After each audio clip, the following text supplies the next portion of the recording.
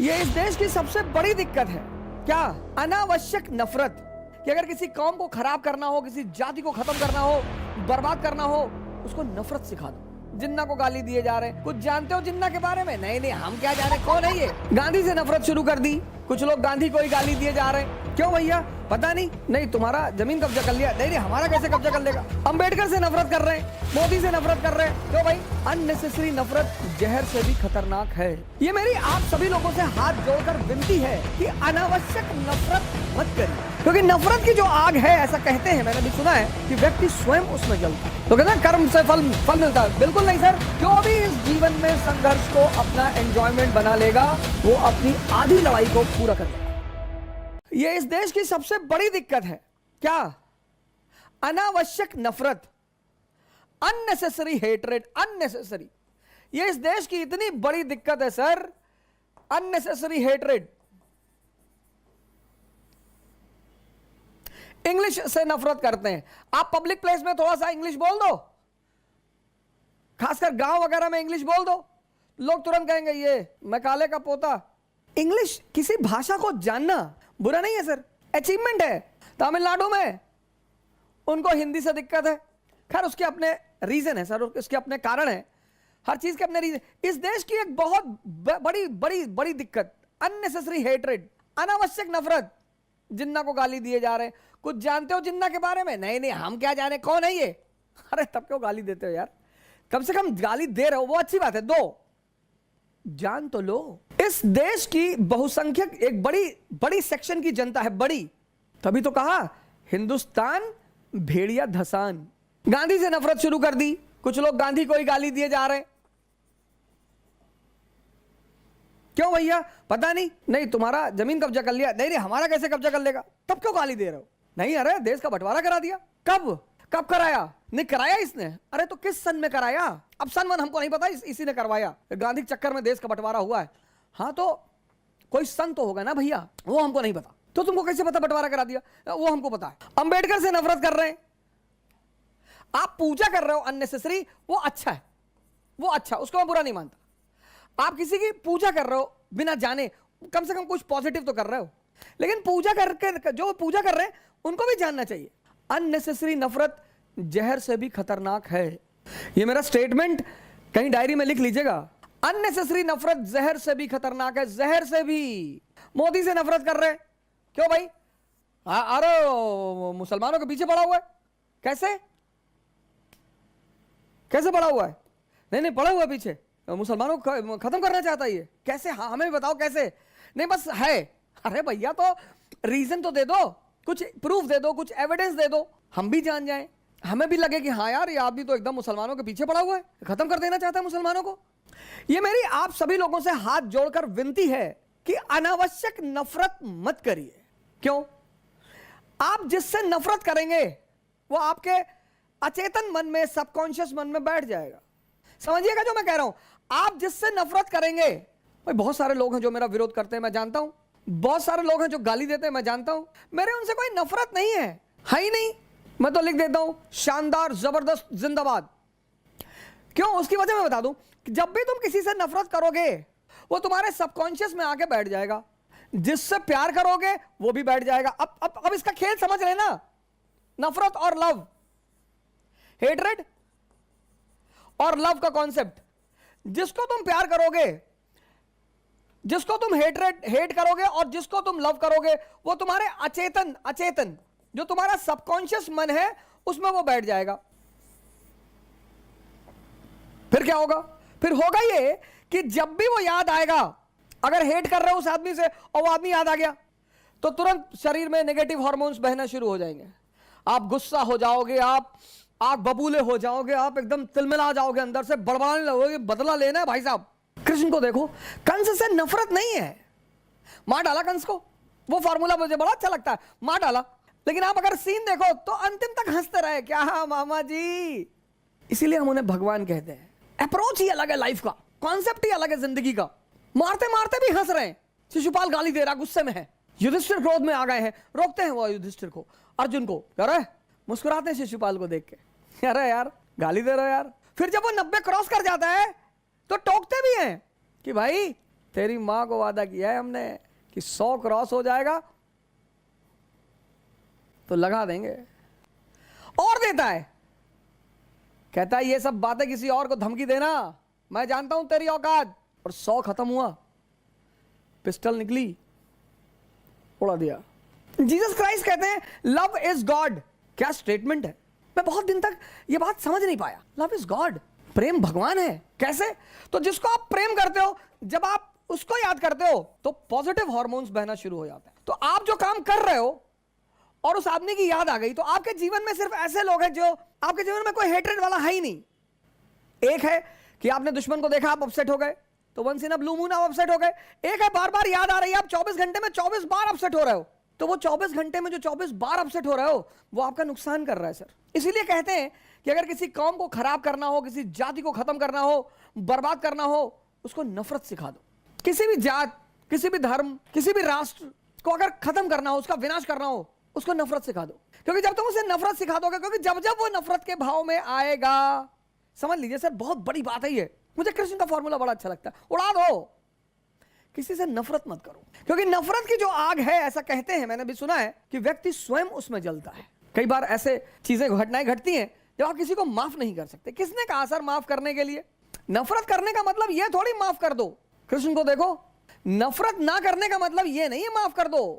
Forgiveness is the quality of God and we are not gods. Krishna ने नहीं किया time, लेकिन माफ करने का मतलब यह भी नहीं है कि तुम उसके स्तर पे उतर जाओ। एहसास कराओ, एहसास तो जरूर कराओ कि तुम गलत थे, गलत हो, अभी भी अपने रास्तों को चेंज कर लो। तो मेरी आप सभी लोगों से एक सादर अपील है कि अगर आप चाहते हैं कि आप हमेशा मोटिवेटेड मूड में रहें, हमसे लोग पूछते हैं आप हमेशा मोटिवेटेड रहते हैं?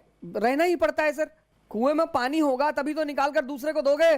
कब तक किताब पढ़कर मोटिवेटेड रहोगे? और उसके लिए जीवन का जो आधारभूत सिद्धांत है वो सही होना चाहिए। The basic principles of life. बड़े सारे मित्र मुझे मैसेज करते हैं, हम 6 साल से तैयारी कर रहे हैं, हमारा सिलेक्शन नहीं हो रहा है, हम 2 साल से तैयारी कर रहे हैं, हम 1 साल से तैयारी कर रहे हैं, हमें सफलता नहीं मिल रही, उत्साह नहीं आ रहा है। सर आप बड़ी बेसिक गलतियां करते होगे, कुछ बड़े बेसिक गलतियां करते होगे आप। बेसिक शायद आपको पकड़ में नहीं आती होगी, लेकिन आप गलती बड़ी बेसिक करते होगे। आपने शायद गौर नहीं किया होगा, लेकिन आप गलती बहुत बेसिक करते होगे। तुम अगर अपने जिंदगी के जो बेसिक प्रिंसिपल्स हैं, पहली बात तो मैंने हमेशा आपसे कहा कि आप सभी लोगों को, खासकर युवाओं को, एक डायरी अपने पास जरूर रखनी चाहिए। कंपलसरी है सर। डायरी मतलब आईना, बेसिक सिद्धांत, बेसिक गोल, वो सब उसमें नोट डाउन होना चाहिए। और दिन में एक बार उस आईने को जरूर देखना चाहिए। हर दिन का हिसाब किताब होना चाहिए। लोग चिल्ला चिल्ला के मर जाते हैं, time is money, time is money, पर बहुत लोगों को यह तो एहसास ही नहीं होता कि टाइम इज मनी। जिसको जिस दिन ये एहसास अंदर से हो जाए, टाइम की कीमत पूछनी है तो उस आदमी से पूछो जिसको डॉक्टर ने कह दिया कि बस 24 घंटे। 24 घंटे। ऐसे कई सारे पेशेंट्स हैं जिनको डॉक्टर ने कहा कि 2 महीने और, 6 महीने और जब उन्हें पता चला, उनके जीवन का पूरा भाव ही बदल गया, उनके जीने का पूरा ढंग ही बदल गया। जिंदगी में खासकर जो महत्वाकांक्षी लोग हैं, जो कुछ एक्स्ट्रा ऑर्डिनरी करना चाहते हैं, बहुत सारे लोग हैं कि वो एक्स्ट्रा ऑर्डिनरी करना चाहते हैं, वो एक्स्ट्रा ऑर्डिनरी करना चाहते हैं,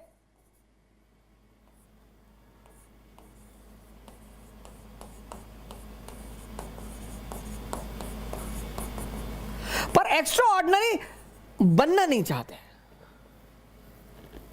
दिक्कत यहां पे है सर। एक्स्ट्रा ऑर्डिनरी करना चाहते हैं पर एक्स्ट्रा ऑर्डिनरी बनना नहीं चाहते। ये जो एक्स्ट्रा ऑर्डिनरी करना चाहते हैं लेकिन एक्स्ट्रा ऑर्डिनरी बनना नहीं चाहते, बस यही परेशान है सर।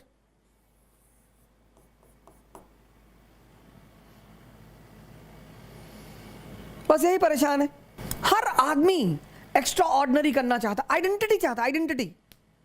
वो देखता है ना स्टार्स को, नेताजी आ रहे हैं, गाड़ियां आ रही, 500 लोग हाथ जोड़ के खड़े हैं, नेताजी की गाड़ी जा रही है, स्कॉट्स जा रहा है, 4 लोग आगे बुलेट लेके चल रहे हैं, पब्लिक को नेताजी जा रहा है। हाँ तो नेताजी जा रहे हैं तो पब्लिक सर्वेंट ही तो है। तो वो देखता है ऐसे खड़े होके, वो भी करना बनना चाहता है।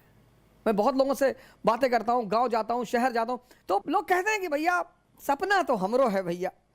हमारी जो भाषा है अवधी बड़ी प्यारी भाषा है, बड़ा ममत्व है उसमें, बड़ा मिश्री है उसमें, बहुत मीठी है। सपना तो हमरो है भैया, हमरो मतलब हमारा कि संसदीय लड़ोगे, सपना तो हमरो है भैया। पता नहीं देखो दयू कब मौका दे, दयू मतलब गॉड, भगवान। दयू क्यों मौका देगा तुमको? नहीं, अब हमारे किस्मत, मायावती किस्मत है तो रही। वो दलील भी बड़ी प्यारी प्यारी आपको देंगे, इतनी प्यारी प्यारी वो आपको दलील देंगे कि आपको दलील सुन के लगा यार बात तो सही कर। अरे भैया किस्मत कुछ होते नहीं है, मतलब किस्मत सोनिया गांधी इटली से आए के भारत में राज करा थी, सरदार मनमोहन सिंह का कोई सोचा रहा कि प्रधानमंत्री बनिए, तब किस्मत है भैया। मैं मानता हूं, पर किस्मत दो चीजों से जुड़ी है, याद रखना, एक कर्म से और एक ज्ञान से। ज्ञान विहीन कर्म बेकार है। तो कहते हैं कर्म से फल मिलता है, बिल्कुल नहीं सर, ज्ञान से फल मिलता है। आपको पता है कि आप क्या कर रहे हैं, आप कहां जा रहे हैं। ज्ञान और कर्म का बड़ा अद्भुत संबंध है। हम सब ऑर्डिनरी हैं, हम सब। जो उस ऑर्डिनरीपन में एक्स्ट्रा जोड़ देता है, एक्स्ट्रा। अब ये क्या बला है, एक्स्ट्रा क्या बला है? जो उस ऑर्डिनरीपन में एक्स्ट्रा जोड़ देता है, जैसे स्ट्रगल, संघर्ष को मौज बना लो, मौज, मस्ती, एंजॉयमेंट, ये एक्स्ट्रा है। अपने जीवन के संघर्ष को अपना मौज बना लेना।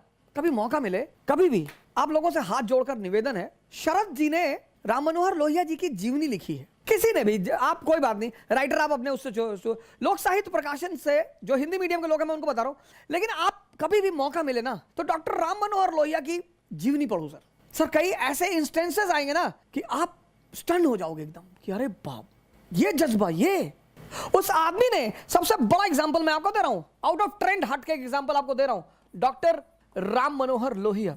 कभी अब इस आदमी की जीवनी पढ़ना सर। अभिशप्त घर, परिवार को शिफ्टिंग करना पड़ा एक इलाके से दूसरे इलाके, पूंजीपति समुदाय, और क्या ट्यूनिंग है बाप बेटे में, इनके फादर और इनमें।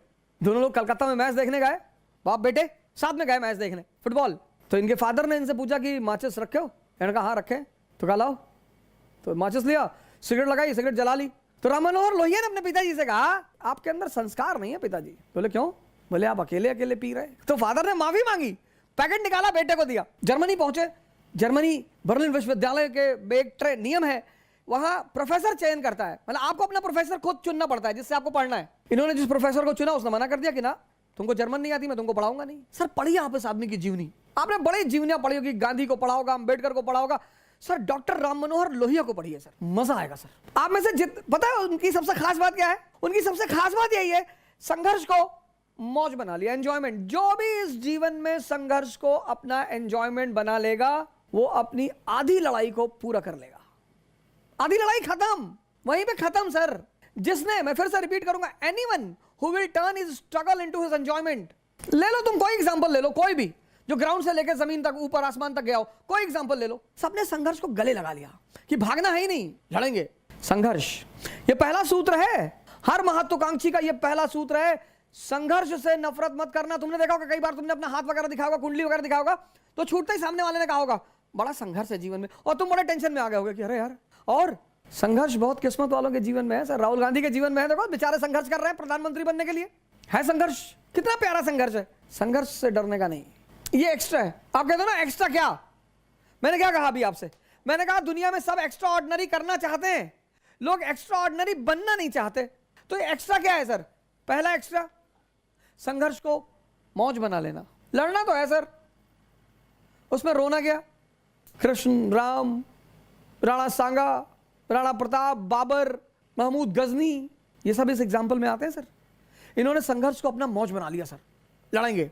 नेपोलियन, ऑस्ट्रिया के प्राइम मिनिस्टर ने एक बार उसको लेटर लिखा, चांसलर ने, मेटरनिक ने, कि यार बार बार मारते हो यार हम लोग, हमको ये बार बार क्यों हमला करते हो यार। युद्ध का नशा था उसे, नशा, लड़ाई करनी ही थी। उसने कहा तुम सब शाही घराने में पैदा हुए हो, तुम नहीं लड़ोगे तो भी तुम्हारा अस्तित्व बना रहेगा। मैं आम आदमी हूं, मैं जिस दिन लड़ना छोड़ दूंगा मेरा अस्तित्व खत्म हो जाएगा। ये आम आदमियों के लिए एकदम सटीक बैठती है। आम आदमी आम क्यों रह जाता है? वो लड़ना छोड़ देता है सर। कोई क्लर्क बन गया, उसके जीवन की तमन्ना पूरी हो गई, बस खत्म, वही खत्म हो गया वो। कुछ लोग आईएएस बन गए, वहीं रुक गए। बहुत लोग आईएएस बन के रुक गए सर, इतनी बड़ी अचीवमेंट थी, वहीं रुक गए। God has given me the biggest gift, I have got everything, now nothing to do. शाही सेवा ही है, अचीवमेंट है सर, इससे इनकार नहीं किया सकता कि अचीवमेंट नहीं है, अचीवमेंट है सर, पर है तो सरकारी नौकरी ही। सुभाष चंद्र बोस ने छोड़ दिया, उससे ऊपर चले गए, महान हो गए, बड़े सारे सिविल सर्वेंट रहे होंगे, इंडियन सिविल सर्वेंट, किसी को नाम नहीं पता। HP मोदी का नाम आपको नहीं पता होगा, MS एनी का नहीं पता होगा, MR सरकार का, ये सब इंडियन सिविल सर्वेंट थे, लेकिन सुभाष चंद्र बोस का सबको पता है। जय हिंद।